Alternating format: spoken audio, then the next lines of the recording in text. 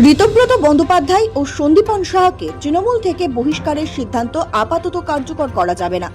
আলিপুর দেওয়ানি আদালতের নির্দেশে নতুন মোড় নিল রাজ্যের রাজনৈতিক সংঘাত। আদালত স্পষ্ট জানিয়ে দিয়েছে আপাতত তাদের তৃণমূলের সদস্য হিসেবেই মানতে হবে। আগামী 30শে জুন পর্যন্ত কোনো পদক্ষেপ করা যাবে না বলেই জানায় আলিপুর আদালত। তাদের আর দলের সদস্য নন বলে গণ্য করা যাবে না। শুধু তাই নয়, ওই বহিষ্কারের ভিত্তিতে কোনো প্রশাসনিক বা সাংগঠনিক পদক্ষেপও নেওয়া যাবে না।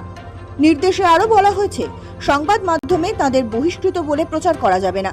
পাশাপাশি বিধানসভা, সাংবিধানিক কর্তৃপক্ষ বা দলীয় সংগঠনের কাছেও বহিষ্কারের তথ্য পাঠানো থেকে বিরত থাকতে হবে। ফলে আদালতের নির্দেশে স্বাভাবিকভাবেই যথেষ্ট চাপে মমতাপন্থী তৃণমূল। গত 1 জুন নবান্নের সাংবাদিক বৈঠক করে মুখ্যমন্ত্রী শুভেন্দু অধিকারী জানান, ঋতব্রত বন্দ্যোপাধ্যায় এবং সন্দীপন সাহা স্পিকারকে অভিযোগ জানিয়েছিলেন। তার ভিত্তিতেই হেয়ার স্ট্রিট থানায় বিধানসভার সচিবালয় অভিযোগ জানায়। শুধু তাই নয়, পুলিশ মন্ত্রী হিসেবে বিষয়টি জানার পরেই ঘটনায় সিআইডিকে তদন্তে যুক্ত করার নির্দেশ দেন। টিএমসির 2 জন এমএলএর অভিযোগের ভিত্তিতে স্পিকারের নির্দেশে প্রিন্সিপাল সেক্রেটারি হেয়ার স্ট্রিট থানায় একটি এফআইআর করে। আমার অনুমোদনে পুলিশ মন্ত্রী হিসেবে এটাকে সিআইডিতে দিয়ে দেয়। তাৎপর্যপূর্ণভাবে এই মন্তব্যের কয়েক মিনিটের মাথায় ঋতব্রত বন্দ্যোপাধ্যায় এবং সন্দীপন সাহাকে বহিষ্কারের সিদ্ধান্ত নিয়েছিল তৃণমূল। তবে ঋতব্রত ও সন্দীপনদের দাবি ছিল, গত 1 জুন তাদের বহিষ্কারের নোটিশ দেওয়া হয়েছিল, কিন্তু তার আগে কোনো শোকজ নোটিশ, নির্দিষ্ট অভিযোগপত্র বা আত্মপক্ষ সমর্থনের সুযোগ দেওয়া হয়নি। এমনকি কোনো দলীয় তদন্তও হয়নি বলে আদালতে দাবি করেন তারা।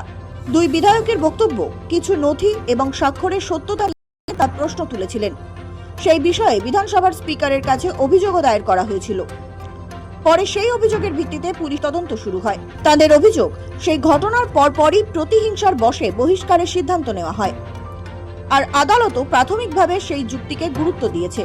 বিচারকের পর্যবেক্ষণে বলা হয়েছে, বহিষ্কারের আগে প্রাকৃতিক ন্যায় বিচারের মৌলিক নীতি মানা হয়েছে বলে কোনো প্রমাণ আদালতের সামনে নেই। শোকজ নোটিশ, শুনানি বা তদন্তের নথি কোনোটি উপস্থাপন করা হয়নি। বিচারক উল্লেখ করেন, অভিযোগ তোলার পরপরই বহিষ্কারের সিদ্ধান্ত নেওয়া হয়েছে, যা ঘটনা প্রবাহ নিয়ে প্রশ্ন তৈরি করছে। ফলে মামলার চূড়ান্ত নিষ্পত্তির আগে বর্তমান পরিস্থিতি বজায় রাখা প্রয়োজন। আদালত বলছে, ঋতব্রত ও সন্দীপন দুজনেই নির্বাচিত জনপ্রতিনিধি। তাদের বহিষ্কৃত বলে প্রচার চলতে থাকলে রাজনৈতিক ভাবমূর্তি ও জনসমক্ষে সম্মানহানি হতে পারে, যার ক্ষতি পরে পূরণ করা সম্ভব নয়। সেই কারণেই তাদের বহিষ্কারের নির্দেশ কার্যকর নয় বলেই জানিয়েছে আদালত। আগামী 30শে জুন পর্যন্ত বহিষ্কারের ভিত্তিতে কোনো পদক্ষেপ করা যাবে না। এদিকে বিরোধী দলনেতা পদ নিয়েও রাজনৈতিক লড়াই চলছে। বিধানসভা নির্বাচনের 80টি আসন জেতার পর তৃণমূলের পক্ষ থেকে শোভনদেব চট্টোপাধ্যায়ের নাম বিরোধী দলনেতা হিসেবে প্রস্তাব করা হয়েছিল। তবে পরে স্পিকার রথীন্দ্র বসু ঋতব্রত বন্দ্যোপাধ্যায়কে বিরোধী দলনেতা হিসেবে স্বীকৃতি দেন। স্পিকারের সেই সিদ্ধান্তকে চ্যালেঞ্জ করে কলকাতা হাইকোর্টে মামলা করেন শোভনদেব। কিন্তু বৃহস্পতিবার বিচারপতি কৃষ্ণ রাও অন্তর্বর্তী স্থগিতাদেশ দিতে অস্বীকার করেন এবং 28শে জুলাই পরবর্তী শুনানির দিন ধার্য করেন। সব পক্ষকে হলফনামা জমা দেওয়ার নির্দেশও দেওয়া হয়েছে। মহামান্য হাইকোর্ট তার নির্দেশ দিয়েছেন। দেখুন, আমি আবারও বলছি, 2/3 বেশি বিধায়ক তারা শুধু আমি সেই চিঠি সই জাল তার মধ্যে যাচ্ছি না, তারা শুধু সই করেন, তারা ফিজিক্যালি উপস্থিত ছিলেন। আমি একথা আগেও বলেছিলাম, যদি প্রয়োজন হয় ফ্লোর টেস্ট করলেই হয়ে যাবে, দুধ কা দুধ পানি কা পানি হয়ে যাবে, আমাদের ফ্লোর টেস্টেও কোনো আপত্তি নেই। কিন্তু মহামান্য হাইকোর্ট আজকে যে ইন্টারিম স্টে চাওয়া হয়েছিল সেই স্টে দেননি। এটা আমাদের নৈতিক জয়। যেই লড়াইটা ঋতব্রত বন্দ্যোপাধ্যায় এবং আমি তার নৈতিক জয় প্রাপ্ত করলাম।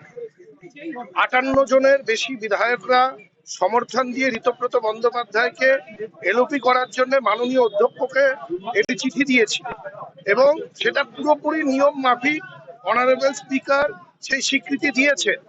আজকে হাইকোর্টও সেই স্বীকৃতির ওপরে সিলমোহর লাগালেন। আমরা যেই কাজটা করেছি সেটা সম্পূর্ণ আইন মেনে করা। দেখুন, বিধায়কের সমর্থনের সংখ্যা বাড়ছে, প্রায় প্রতিনিয়ত সংখ্যা বাড়ছে এবং যারা যারা সমর্থন আমাদেরকে দিচ্ছেন সেই চিঠিও আমরা মাননীয় স্পিকারকে দিচ্ছি। আমরা যেই উদ্দেশ্য নিয়ে এই ব্লকটাকে তৈরি করেছি, যেটা প্রিন্সিপাল অপোজিশন, আমরা সেটাকে নিয়ে এগিয়ে যাব। বিরোধী দলনেতার নাম শোভনদেব চট্টোপাধ্যায়। মানুষের দরবারে বাংলার রাজনীতিতে সেটাই এস্টাবলিশ থাকবে। এবার যারা এই সঙ্গে করে গেছে আমরা খুব গুরুত্বপূর্ণ বলে বিষয়টা ধরছি না। তৃণমূল কর্মীরা যে আক্রান্ত হচ্ছে, নেতারা আক্রান্ত হচ্ছেন, একটা থানায় যাননি, কোনো কারুর কাছে যাননি, হকার উচ্ছেদ হচ্ছে মিনিমাম প্রতিবাদ করেননি, ওকে তো আমরা বিরোধী দলনেতা মানিই না। আমি শুধু বলবো যে আজকে এই যে রাজ্যপালের ভাষণে এখানে লেখা আছে যে রাজ্যপালের ভাষণের মধ্যে খুব স্পষ্ট ভাষায় লেখা আছে সমাজের প্রান্তিক শ্রেণীর মানুষের উপর ঘটনার নিগ্রহের এইসব কোনো শিথিলতা বা সহনশীলতা দেখা হবে না। এটা বলছেন রাজ্যপাল, যে কোনো মহিলার উপর নির্যাতনের দেখা হবে না। তো সেই অনুযায়ী তো আগে ঋতকে অ্যারেস্ট করা উচিত, ওর বিরুদ্ধেই তো নারী নির্যাতনের এফআইআর আছে। রাজ্যপালের ভাষণ যদি ঠিক হয় তাহলে ঋতব্রত বন্দ্যোপাধ্যায়ের অবিলম্বে অ্যারেস্ট হওয়া উচিত। এই পরিস্থিতিতে আদালতের স্থগিতাদেশ এবং হাইকোর্টের পর্যবেক্ষণ দুই মিলিয়ে আপাতত রাজনৈতিকভাবে স্বস্তিতে ঋতব্রত সন্দীপন শিবির। ফলে তৃণমূলের অন্দরের সংঘাত এবং বিরোধী দলনেতা পদ ঘিরে আইনি লড়াই আগামী দিনে আরও গুরুত্বপূর্ণ মোড় নিতে পারে। সৌভিক সান্যালের রিপোর্ট, সময় কলকাতা।